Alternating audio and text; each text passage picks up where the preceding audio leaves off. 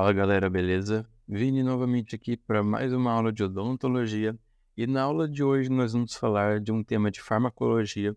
Vamos falar sobre posologia de fármacos, certo? Uma aula super importante, né? Desde o segundo ano da faculdade, né? Até nossa vida mesmo de profissional da saúde. É importantíssima essa aula, visto que nós devemos saber a maioria dos fármacos mais utilizados na odontologia, nós devemos ter uma noção do que geralmente podemos utilizá-los para prescrever e qual é a sua posologia, né? Qual que é o modo de utilizar, a dose, o período, o intervalo, a frequência, né? Enfim, várias informações importantes dos principais fármacos. Nós vamos falar dos analgésicos, dos anti-inflamatórios. Dentro dos anti-inflamatórios, vamos dividir em AINES e em corticoides, né? Ou seja, os não esteroidais e os esteroidais, tá? Mas na aula de hoje vamos falar dos analgésicos. Vamos começar falando dos analgésicos. Analgésicos, então, o que significa? Algesia significa dor. Analgesia, remoção de dor. Então, analgésico tem sua função principal remover a dor. E na odontologia, temos alguns tipos de analgésicos, sendo que o mais utilizado, e não somente na odontologia, mas no mundo todo é conhecido, que é a dipirona. Dipirona sódica ou dipirona monoidratada. É a mesma coisa, só muda o tipo de nomenclatura, tá? A dipirona é um analgésico e antipirético. O que significa antipirético? Antipirético é um fármaco que controla a febre, que abaixa a nossa temperatura, abaixa a febre, tá? Então, ele remove a dor e reduz a febre. Então, é analgésico e antipirético. Geralmente utilizado para dores leves a moderadas e comumente utilizado em tratamentos de gripes, resfriados, dores de cabeça, neuralgias, né? Dores musculares, artrite, dores de dente. Nós sabemos muito bem, quando às vezes temos uma dor de cabeça, a gente toma, na maioria das vezes, uma dipirona. Geralmente na concentração de 500 ou 1000. Então, dipirona 500 miligramas ou 1 grama. Geralmente é nessas concentrações que é recomendada a sua utilização, tá? Então, a posologia fica em torno de 500 a 1000 miligramas a cada 4 ou 6 horas, não excedendo 4.000 miligramas por dia. Esse é o máximo que pode ser usado a medicação. Para crianças, devemos utilizar solução, na sua grande maioria. Crianças geralmente não gostam muito de usar comprimido, né? De engolir, às vezes não consegue engolir, o comprimido é grande. Então a gente opta por solução oral gotas. Geralmente, né, essa solução oral gotas, né, a gotinha para criança, em torno de 500 miligramas por ml. A dose recomendada por quilo geralmente é 20 miligramas por quilo de peso que a criança estiver, até 4 vezes ao dia. Também tem um jeito de ficar um pouco mais fácil para gravar. Podemos geralmente dar para a criança uma gota por quilo de peso. Ou seja, se a criança tem 23 quilos, podemos dar 23 gotas de dipirona para ela, sem problema algum, certo? E lembrando também, se quiserem utilizar o padrão de miligrama por quilo, 20 miligramas por quilo, e tendo em conta que dipirona, o frasco contém 500 miligramas em cada 1 ml, lembre-se sempre que 1 ml equivale geralmente a 20 gotinhas, tá? Então, se nós estivermos dando para essa criança 20 gotas, geralmente estamos dando em torno de 500 miligramas de dipirona, correto? Além disso, devemos saber também as contraindicações de utilizar dipirona. É contraindicado prescrever a dipirona em pacientes que têm a função da medula óssea prejudicada, tá? Problema na produção de células sanguíneas, ou que tem alergia à dipirona ou algum remédio para alívio de dor. Devemos ficar atentos se também não tem alergia à dipirona, tá? Se o paciente tem alergia, nós não podemos dar este medicamento. Além disso, devemos lembrar que o xarope ou injetável não deve ser utilizado em crianças com menos de 3 meses e comprimido geralmente não é utilizado em adolescentes com menos de 15 ou 12 anos. Falado então da dipirona, que é um excelente analgésico, um dos mais utilizados, vamos falar do paracetamol. Tanto que geralmente quando o paciente tem alergia à dipirona, a gente pode prescrever paracetamol. O paracetamol também é um analgésico antipirético, indicado para abaixar febre, aliviar dores leves a moderadas, o mesmo que a dipirona, tá? Além disso, também é utilizado para aliviar dor de dente, dores nas costas, artrites, cólicas menstruais, tá? E o interessante é que o paracetamol, ele pode ser utilizado por gestantes, lógico, sempre com acompanhamento médico e sem exagerar na dose. Mas ele tem até mais recomendação para se usar em gestante do que a própria dipirona, tá? Principalmente no segundo trimestre de gravidez. Geralmente a sua dose está em torno de 500 a 750 miligramas de 4 a 6 horas, mais comumente de 6 em 6 horas, tá? Não excedendo 4.000 miligramas, assim como a dipirona em um dia. Para a dose pediátrica, de 10 a 15 miligramas por quilo, lembrem que a dipirona era 20 miligramas por quilo, paracetamol de 10 a 15, também de 4 a 6 horas. Vamos falar então das contraindicações.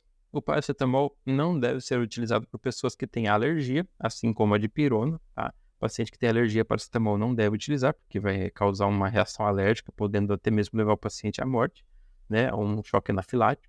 Além disso, nós devemos ter muito cuidado e avisar bem o paciente que não deve ser utilizado junto com álcool. Então, pois se tomar paracetamol junto com álcool, vai exacerbar o efeito do álcool. Pacientes que tenham insuficiência hepática, insuficiência renal, problemas de fígado, tá? O melhor seria não utilizar o paracetamol. É contraindicado nesses casos, tá? Falado do paracetamol, vamos seguir para o paracetamol mais codeína. Paracetamol e fosfato de codeína, que é o famoso Tilex, tá? Ou Paco, também chamado de Paco. O paracetamol mais fosfato de codeína já é em caso de dores mais moderadas a severas, tá? É um grau mais intenso, como, por exemplo, fraturas, após extração dental, neuralgias, contusões, né? Distensões, dores lombares, ou seja, são dores de um nível mais intenso. Geralmente utiliza na concentração 500 mg de paracetamol mais 30 mg de fosfato de codeína, de 4 a 6 horas por um dia. Mas devemos ficar alertas que a codeína é um opioide. O que significa? Opioides são fármacos, né? São substâncias químicas que pode gerar dependência no sistema nervoso central do nosso corpo. Então, pode desenvolver dependência física e psíquica. Por isso, não devemos exagerar e por isso também que essa medicação ela é controlada. Para prescrever Paco, nós devemos fazer uma receita de controle. Então, é diferente, não é simplesmente na receita normal que usamos no dia a dia. Já é mais controlado, tá? Justamente por conta da codeína.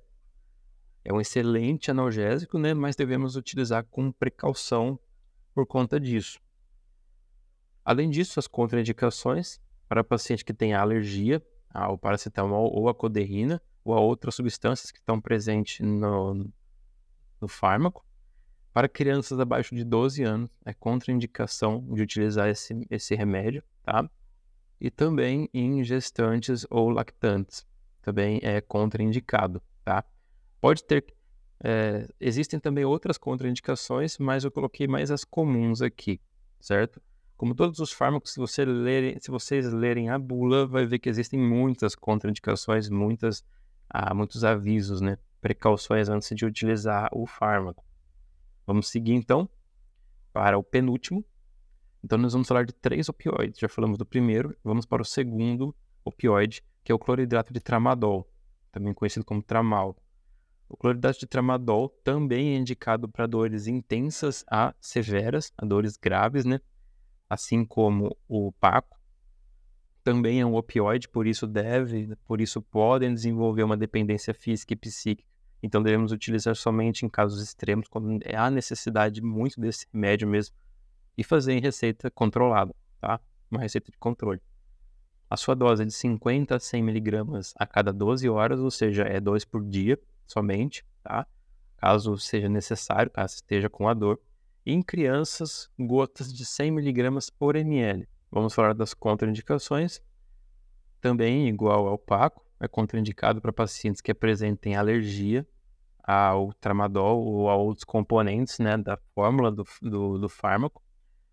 Também para quem já tem algum problema hepático, alguma intoxicação por álcool, né?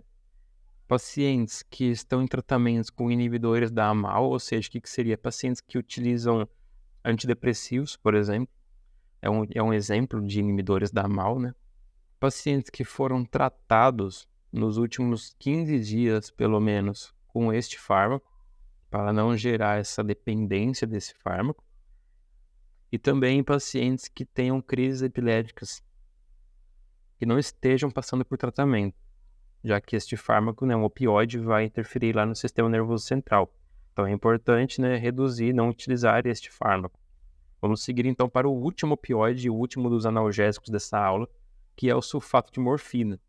A morfina já é um opioide forte. Dos opioides, dos analgésicos, é o que tem maior poder de analgesia.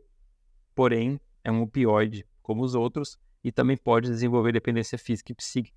Então, é em último caso, sulfato de morfina, muito utilizado no tratamento de dores oncológicas, né, pacientes que tenham cânceres, e mais utilizado em cuidados com pacientes paliativos, tá?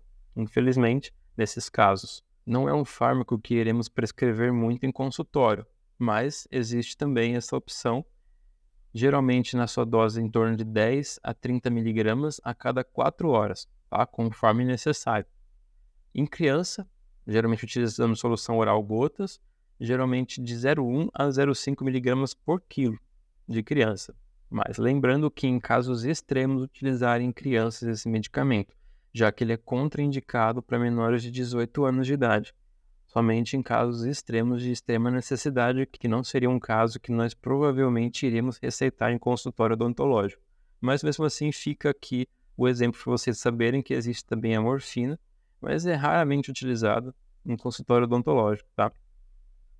Vamos falar então das contraindicações, que devemos ter cuidado na hora da prescrição em pacientes que têm insuficiência renal e hepática, em pacientes que têm insuficiência respiratória aguda, asma, aumento de pressão intracraniana, né, que tem aumento de pressão em pacientes hipertensos, pacientes idosos, tá? Ou seja, é um fármaco que tem que ter uma certa precaução para se utilizar. E a solução oral gotas não é recomendada para crianças menores de 2 anos, tá? Então, nós podemos utilizar a gotas em criança, mesmo sendo contraindicado em menores de 18 anos. Então, somente em casos extremos pode ser utilizado, mas não pode ser utilizado em menores de 2 anos, somente acima de 2 anos, tá certo? Então é isso, galera. A gente se vê numa próxima aula. Espero que tenham gostado dessa aula. A próxima que vamos falar vai ser sobre os anti-inflamatórios, nesse caso aqui os AINES, né, que é os anti-inflamatórios não esteroidais. Vamos falar deles e também dos corticoides, tá? Dos AIs, que são os anti-inflamatórios esteroidais. Se ficou alguma dúvida, pode deixar aí nos comentários. Foi uma aula geral, falando sobre dose, sobre como que é geralmente utilizado o fármaco, suas contraindicações, né, desses principais analgésicos utilizados na odontologia. Espero que tenha ajudado vocês, para vocês gravarem essa rotina de prescrição. E a gente se vê numa próxima. Um grande abraço e até mais.